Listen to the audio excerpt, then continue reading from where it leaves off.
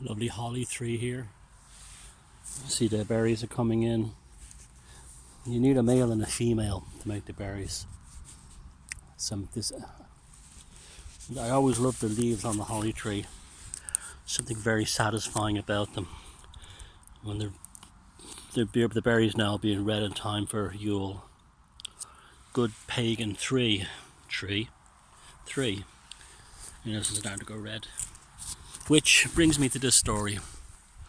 Now, I heard this story years ago, and it's one of those things that if it's half true, it's amazing, and I know it's at least 3/4 true. The final detail I'm still looking for information on, and people swear it's true, but it's a difficult one to ascertain. In the 1930s, in a place called Sheridan in County Leitrim, which means the Iron Mountain in Irish, a supposedly French mining company showed up in the town, in the village, in the townland. It was a poor backward area, but it was functional. It was a poor agrarian peasant area, but it was functional for what it was. And they said they had discovered mineable or extractable ore in the mountain, which they wanted to mine. And they promised to create loads of mining jobs, which was a big thing in Ireland in the 30s. There was lots of mines opening up, mostly in things like zinc and copper, some coal. So there was a big mining kind of vibe in the country in the 1930s, an industrialization thing, a reindustrialization thing. And so the locals were like, yeah, let's build the mine. So they said what they called were scientists, who went up into the mountain to look for places they could sink shafts and that kind of nonsense, that kind of thing. And what they did instead was they stole a stone from the mountain. It was either an ancient pagan stone or an Ogham stone, but they stole it and then they vanished. And as soon as they vanished and the stone was removed, the townland around the mountain and the whole region around there fell into basic psychic turmoil. Everyone felt something was badly wrong. Something terrible had happened, and it was to do with them removing this pagan stone from the mountains, or this ancient Ogham stone from the mountains. Things had gone into decay so badly, and the sensations were so dark.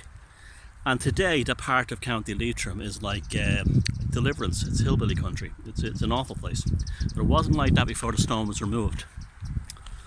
The stone was removed, and things were so bad that they went back up into the mountain to do a pagan ritual. Now, this is the 1930s, and the local Catholic and Protestant priests were so affected by this that they turned a blind eye and didn't stop. They saw what would happen, so they didn't stop the locals from going in. The Catholics and Protestant clergy did not stop the local peasants from going up into the mountain to reenact this pagan ritual to try and heal the mountain and therefore heal the community.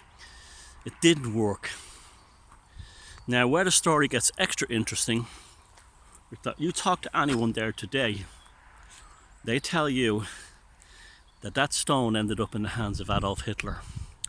It was similar to the stone of Scone at Tara that ended up under the royal throne in England, in Westminster Abbey, where queens and kings of England are coronated on, because the stone has a special power, came by the stone of destiny. It was believed to be another stone of destiny that was brought to Ireland by the Tuatha Dannan. Now, we all know history is a mythology, are kind of some in Ireland are kind of like, they're close, too close for comfort many times in ancient history. It ended up in Hitler's hands, and when the first airborne Americans army broke into the crypt in Nuremberg, where all the Nazi black hexen magical paraphernalia you can all read about in my book Walpurgis Night, link below. that stone was in there, and that stone is now in the United States, held nobody knows where. Now, like I said, I can certify that 3/4 of that story is true. The other part at the end about Hitler, I can't fully prove. But you know what? I believe it.